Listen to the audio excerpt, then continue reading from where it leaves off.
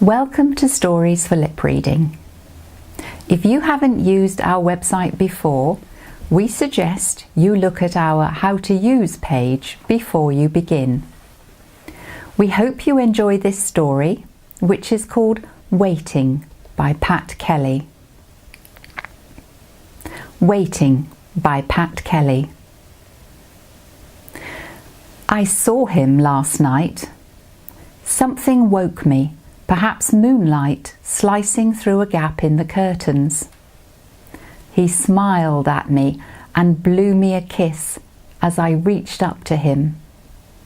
Arms wide, I embraced emptiness. While John snuffled and grunted beside me like a sleeping bear, I travelled, searching a treeless wilderness. My feet sank deep into oozing slime. A poisonous miasma hung in the air, scorching lungs and burning skin. My ears ached from the boom and thunder of invisible guns. I didn't find him.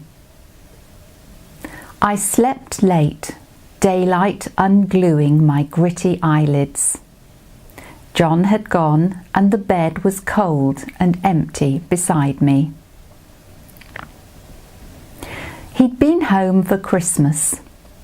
Manhood and war had hardened the boyish curves of his face. Spider's webs of fine lines encircled eyes which had faded from blue to grey, aged by horror. Black curls brutally shorn, replaced by a velvet of dark stubble under the ugly cap. I'd sponged and brushed his filthy uniform, shaken it free of lice and the smell of decay. Hanging outside on the line, it froze, dangling stiff, cold and empty.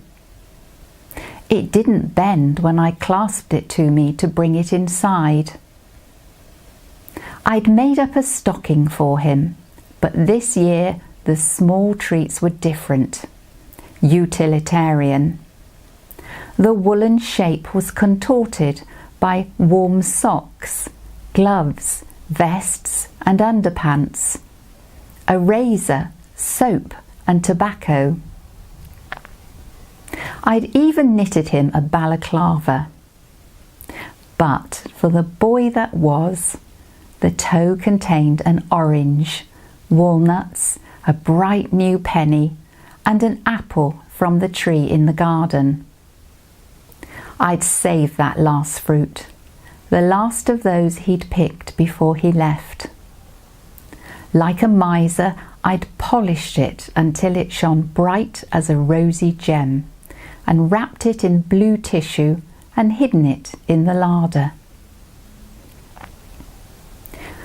This morning I waited, knowing, a cup of tea cooling beside me.